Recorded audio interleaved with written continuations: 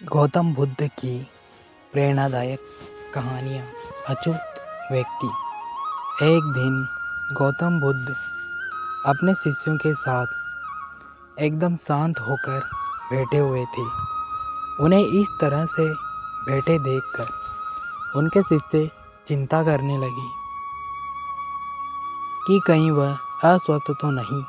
तभी उनमें से एक शिष्य ने पूछा कि आज आप इस प्रकार मौन क्यों बैठे हैं? क्या हम शिष्यों से कोई गलती हो गई है?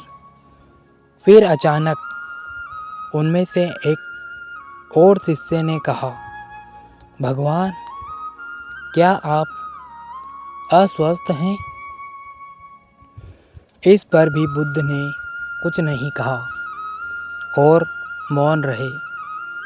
किसी को कुछ भी समझ नहीं आ रहा था। सभी ने सोचा कि बुद्ध को आखिर हो क्या गया है। तभी अचानक से एक हांफता हुआ आदमी वहां पहुंचा। उसको बुद्ध के पास पहुंचने से पहले उनके शिष्यों ने रोक लिया।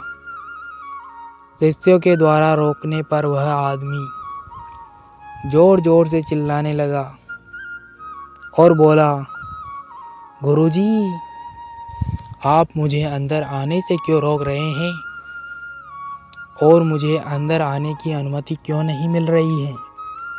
एक शिष्य ने कहा, हम तुम्हें गुरुजी की आज्ञा के बिना अंदर आने की अनुमति नहीं दे सकते हैं।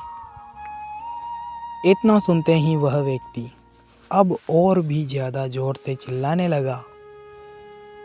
उसके चिल्लाने से बुद्ध को अपनी आंखें खोलनी पड़ी।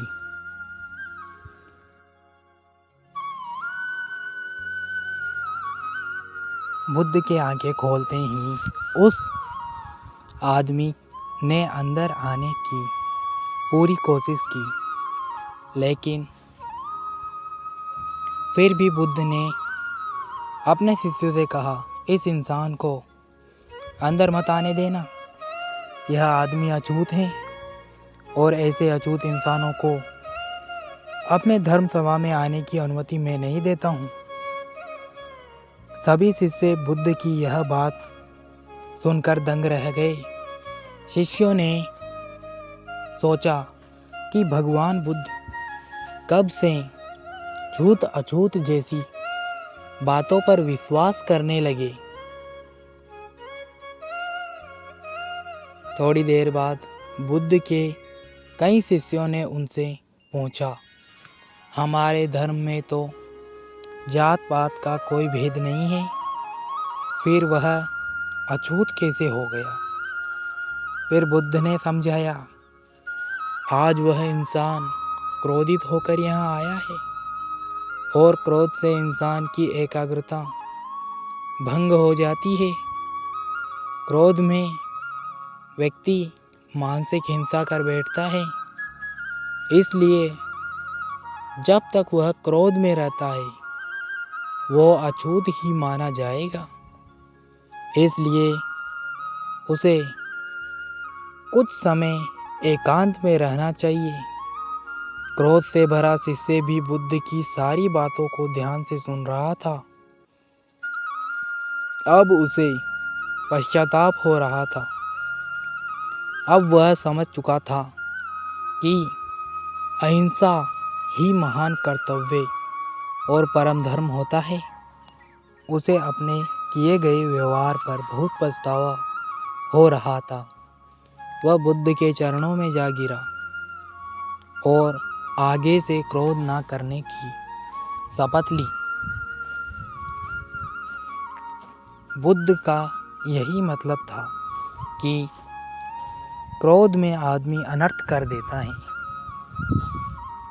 ऐसा कुछ कर देता है जो उसे नहीं करना चाहिए। हालांकि बाद में उसे अपने किए पर पछतावा होता है।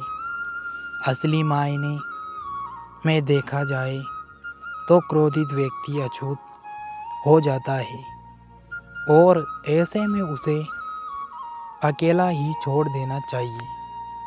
क्रोध से तन, मन और धन तीनों का नुकसान होता है। वीडियो पसंद आए तो लाइक करें, कमेंट करें, शेयर करें और चैनल को सब्सक्राइब करें। वीडियो देखने के लिए आपका बहुत बहुत धन्यवाद। मिलते हैं नेक्स्ट वीडियो में।